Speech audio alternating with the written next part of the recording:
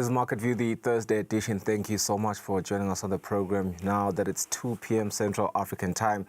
And here's your agenda. We want to look at an urgent move that has been made by the government of the Kingdom of Eswatini, particularly under the portfolio of the Minister for Finance, Honorable Neil Reichenberg, on a loan that was approved on Monday.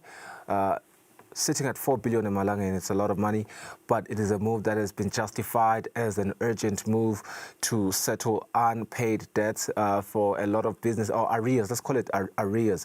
A lot of businesses that have been shutting down due to unpaid debts. We want to understand the implications of this loan with the Business Eswatini's Chief Executive, Inati Dlamini. That is your agenda, but we also do have Saneless Bia on the program today, and we get into a rather interesting conversation that you want to understand as well with the expo in Japan that is going to be happening very soon. We want to understand Eswatini's seating and soft landing to springboard our investment trajectory in the Kingdom of Eswatini. Is going to help us understand that particular development. That's it. Let's start the show by looking at business news.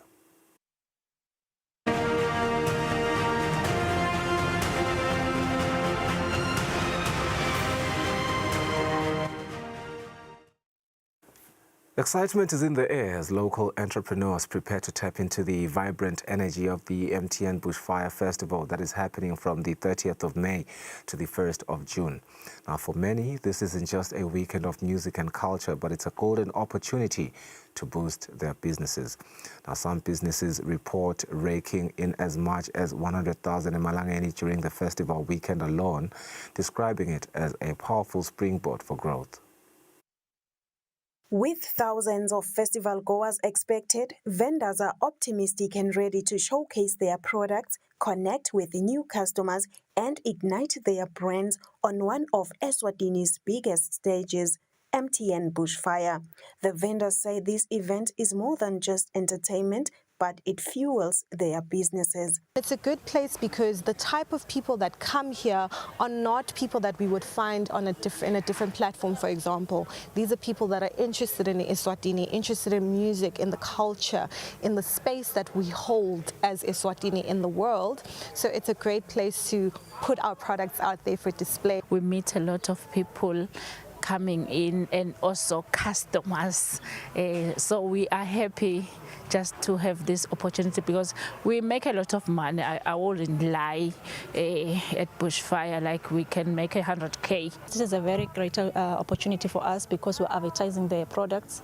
We usually have these stores here normally, but on Bushfire we're making more sales. Qala kwakhe May ema-sales aba down, but thina sekufike yona i-Bushfire ema-sales ethu ayaphakama, so kusikhuthata kakhulu ukuthi i-Bushfire ibe khona, siye sibe nema-sales lamahle kakhulu. As the countdown begins, the communications manager Phiwa Kuhle Dlamini says the MTN Bushfire Festival once again promises to spark not just joy but economic opportunity. Preparations for MTN Bushfire 2025 are going exceptionally well. If you look around you, the stalls and the different festival environments are starting to take shape. We're seeing the stages, rising right before our eyes. We're seeing traders who are setting up. And it's really exciting to see how the space is coming together and how our theme of creativity, unity, sustainability is coming alive through the different zones, from the kids zone to the 10 food environments that we have, the barn marketplace, the artisanal crafts, just seeing all of that come together, as well as our sustainability initiatives. We have our 3-bin systems. Every year, the MTN Bushfire Festival draws thousands of visitors from across the globe. It is not just a cultural experience, it is a major economic event for the country. Hotels are fully booked, restaurants are busy, and local transport services see a sharp rise in demand. From food stalls to craft markets, small business owners report this as their most profitable weekend of the year.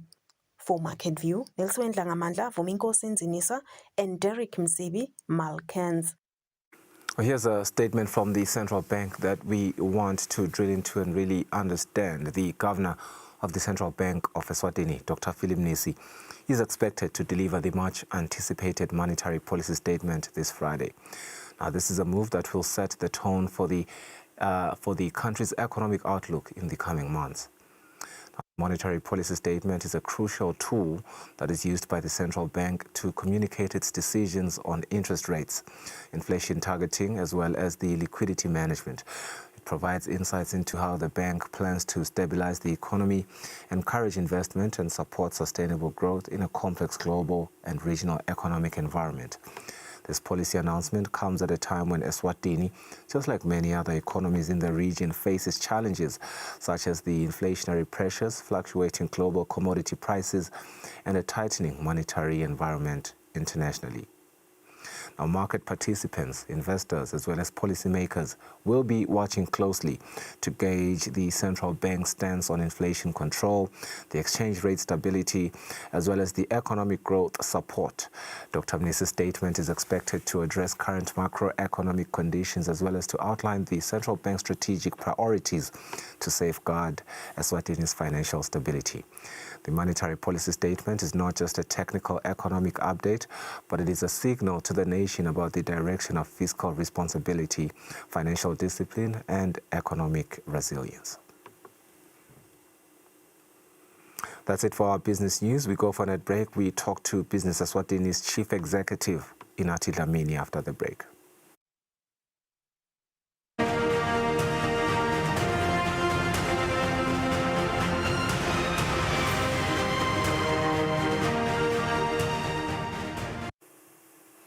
All right, welcome back. On Monday, Parliament approved a historic 4 billion Malageni loan package.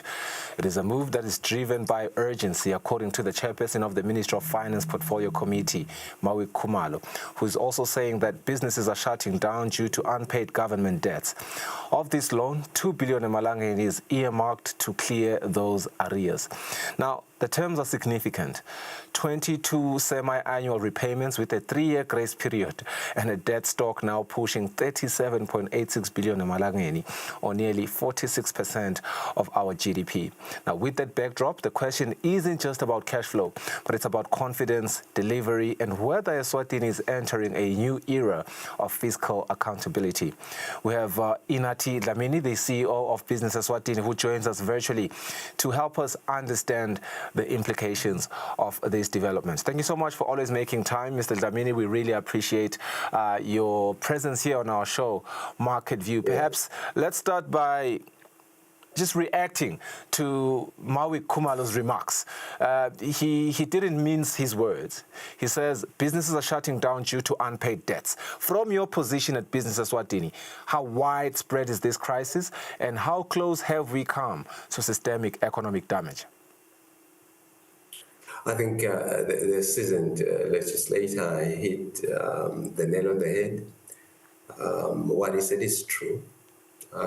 We have been decrying the same issue almost ad nauseum for the past few years, saying if suppliers are not paid, not only are you putting them out of business, you are also impoverishing the economy at large.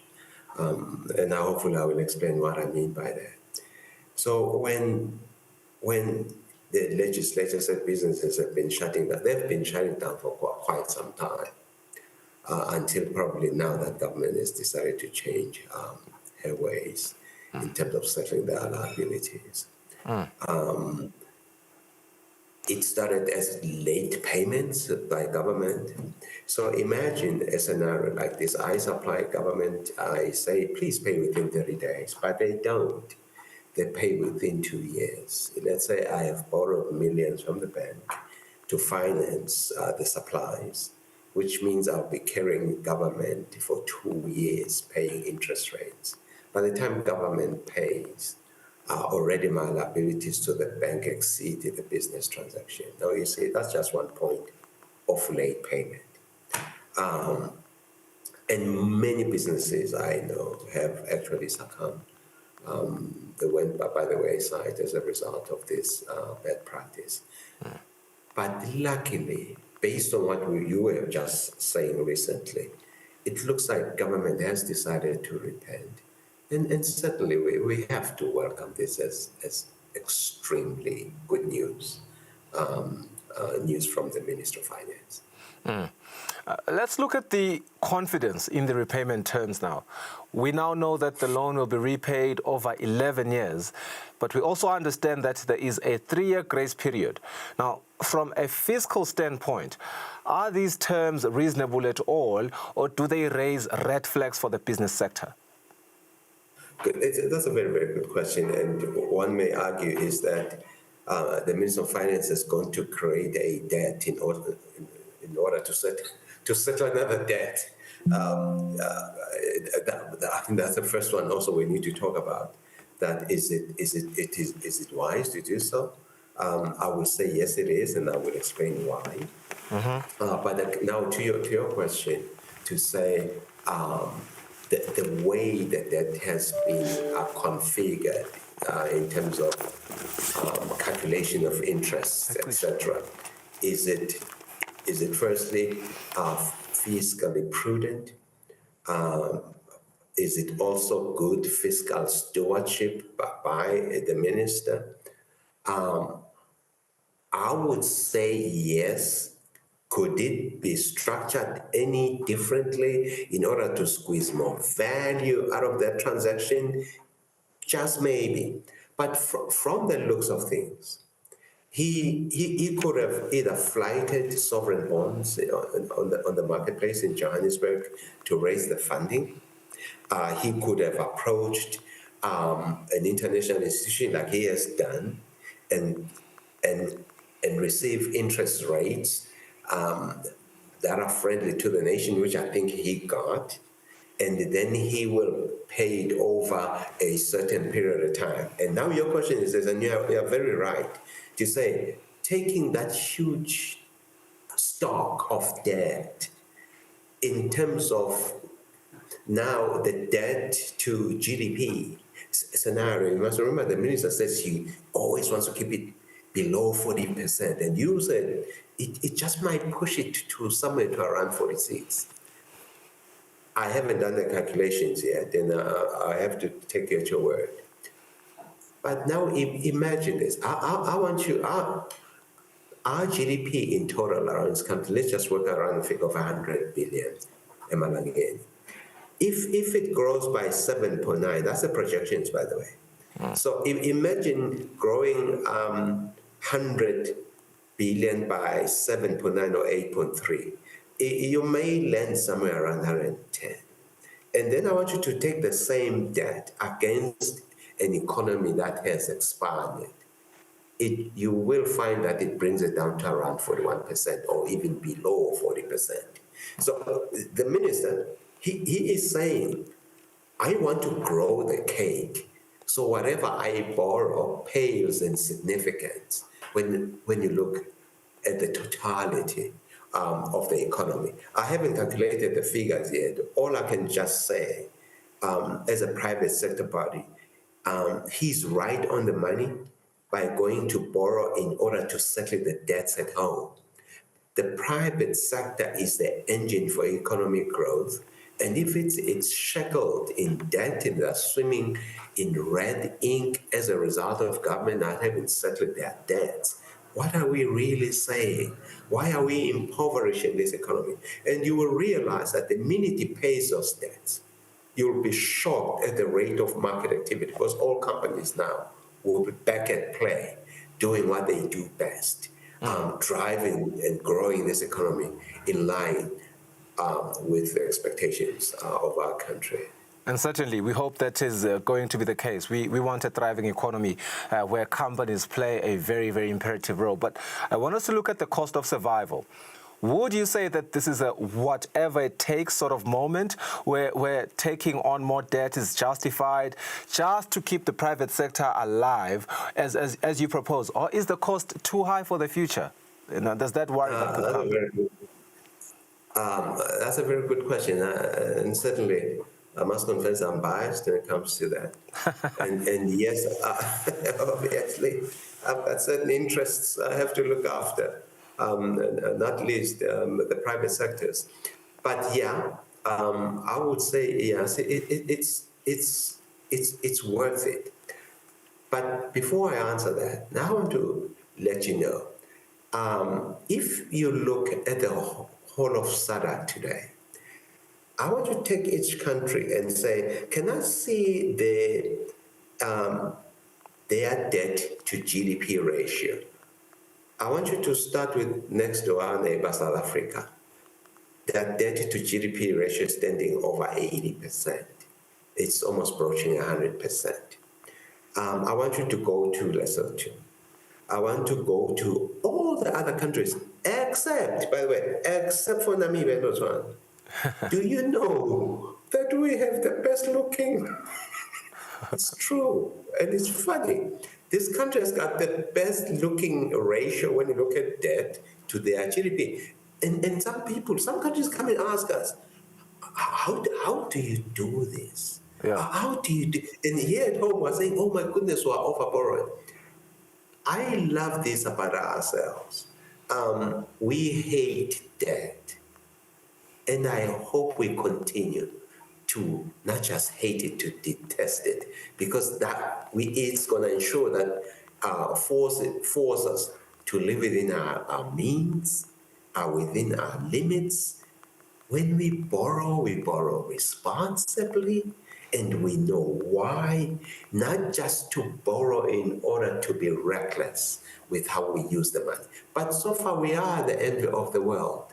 Our debt to GDP in America is over 100, which means whatever the economy produces, it's already debt laden anyway. So ours is still very, very low.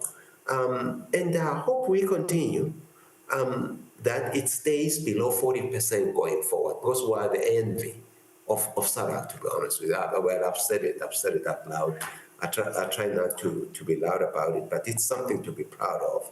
But I hope this just doesn't give the minister carte blanche to start borrowing just because it's good. You know what I'm talking about. Yeah. We have just hit 10 minutes on our interview, and normally that is where we will end our interview. But I do want to extend this question as well, looking at the, let's call it a sustainability outlook. How do we ensure that 3 years from now, we are not back here again with arrears, liquidity crunch, and another bailout? What systemic fix must come with this 2 billion check? Oh, that's easy. Because we know who's always defaulting. It's government, right? Right. Which means they want to consume and then they don't pay. How do you change that? It's when this data decides today, from now on, I decide to change my ways. Whatever I consume, I will consume it because I've paid for it. Right. But if I want it and I don't have the money, which means I would deprive myself of it. It's called fiscal stewardship. Don't order something for which there is no money allocated with it. And I'm saying this, I do that on my family budget. I do that, I don't buy unless I have the money. If you don't have the money, don't consume. And government can show us the way. On the principles of fiscal prudence and stewardship. And that way can permeate across the country so that we only get in debt because we want to invest in productive assets, not just because it's a recurrent expenditure. And I'm hoping that beginning now, and I have no reason to doubt this, that government is beginning to change. Going forward. And I did reach out to the ministry, and they did assure me, and I think they used the word, we're doing a spring cleaning to settle everything now, to start afresh. And then I reached to the minister, and he sweat from his mouth to my ears. Same thing. He said the same thing the ministry staff was saying. We are resetting everything, we're cleaning house. And as I said to kudos. That's what we've been wanting to say. Yeah, absolutely. Mr. Dlamini, thank you for your time. Spring cleaning is good because that is where you get rid of the old dirt and perhaps some bugs that have been hiding in the house. So indeed, we hope that with this approval of the loan, we know that the clock is ticking and businesses, many of which have already folded, are watching for more than headlines, but they are watching for trust. And Mr. Dlamini, thank you for your voice. As always, you represent the private sector very well, and we hope for that prudence in that financial or fiscal stewardship, as you call it. That is Business Eswatini Chief Executive Inathi Dlamini. Let's go for that break. We'll be back shortly.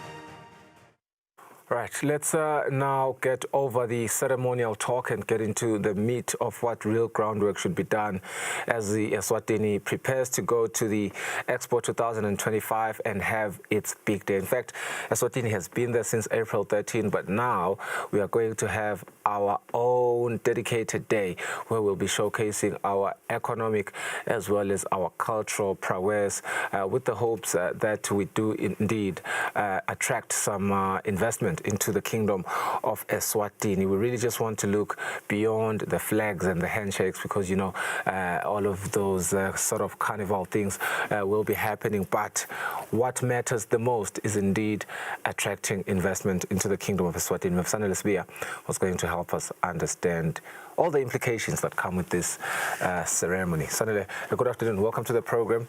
It's a Thursday, and there's a lot of excitement around it. We had an article, I believe, on, was it Wednesday?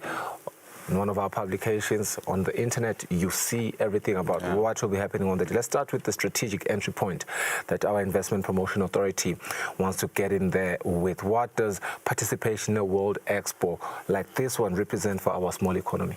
Thank you, Mr. Ngumalo. Good afternoon. So I've always been one who's always advocated for marketing the country.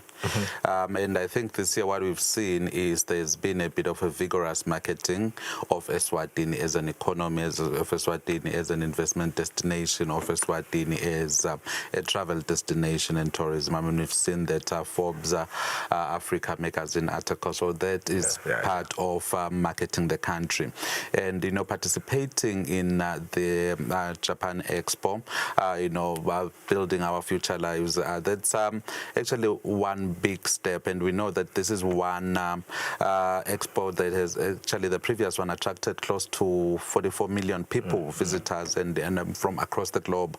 So imagine being in that space and showcasing what Eswatini has to offer, and also, you know, I mean, also showcasing Eswatini in terms of these multiple dimensions, cultural, economic, and you know, the peace and stability that we enjoy as a nation. And we're coming into this year's expo with a lot of tension in the global economy, trade relations, and you know, companies are indeed thinking around how to restructure their global supply chains and how to restructure the global value chains. So I think right now we can take advantage of that chaos a bit to say, however way the cards are going to fall, Eswatini seems to be in good standing with the US because we only attracted that 10% tariff, and then also with Europe, we are in good standing with Europe. We are in good standing with the UK.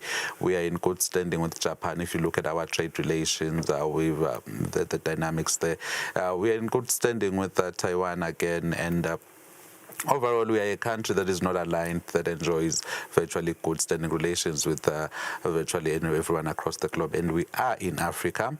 We are within the biggest commercial hub in Africa, that's SACO. So if you come here, you produce your products here, they can enter the South African market free of any duties, you know, relatively with ease.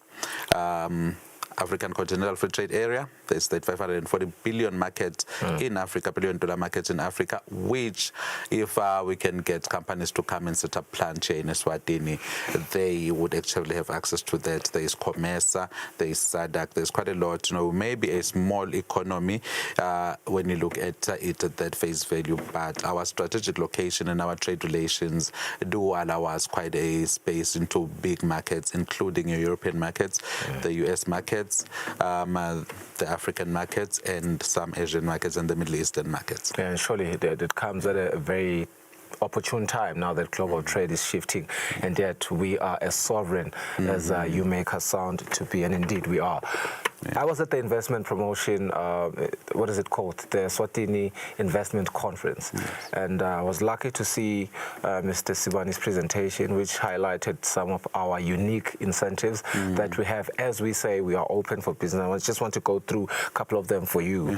And perhaps you can tell me whether that really put us in good standing there at the expo. So the first one is the corporate tax concession. They have a 10% for a period of 10 years and tax exemption on dividends. That is in 1, manufacturing and value addition. Number 2, there's mining. Number 3 is tourism. Number 4 is sustainable development. And then number 5 is scientific knowledge. I wonder, do these incentives put us in good standing at the expo? Most definitely, Mr. Ngumalo. That's what we are selling. Eswatini is a trading economy. And I must say we are one of the most open countries in the globe. If you want to trade with Eswatini, we are very much open. I think that's why we didn't even attract much ire coming through from President Trump, because our tax policies are relatively designed to attract business people who want to thrive and make more money, right? And then when you look at the statistics that you've just presented, so what Eswatini is doing right now, you know, I think we are packaging ourselves as a country. And we are now able to sell ourselves. So if you look at that, for me, that has tenets of the investor promotion, of the investor policy that we are now operationalizing. We also have had, you know, special economic zones for the longest time, but they haven't been quite operationalized. But right now what we're seeing is operationalization of those, because we do understand that as a nation, we do not have a very vast resource wealth that we can tap into. But what we do have is that strategic location, and what we need to be able to do to amass that strategic location and to have that work to our advantage is to get people to want to come here. And the only way people can come is if the costs of doing that are relatively low, and if you can basically say, I will make sure that you have a good access to your logistics, so that when you now sell your products outside of Eswatini, you are able to just move them without much cost. And I think we've done relatively well on that. We've improved our rail infrastructure. We have improved our road network infrastructure. So Eswatini is one of the countries in the region that have very good road connectivity. I think we are like number 1 or number 2 or 3 after South Africa in terms of road connectivity. I mean, obviously, we are seeing that part of the headlining for Expo 2025, as Eswatini goes there, is our cultural sort of significance and presence in the Kingdom of Eswatini. And I can imagine what they're trying to do. As you know, everybody has their pavilions they're stationed. We have some people dancing in a very unique way. I see that attracting people coming there, but also, you know, we see a lot of people from outside of Eswatini tend to really have an inclination with what we have culturally.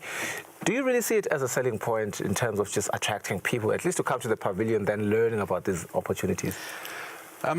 It's two-way, Mr. Ngumalo. One, I think we have to commercialize our culture in a way. It is a major driver of our tourism.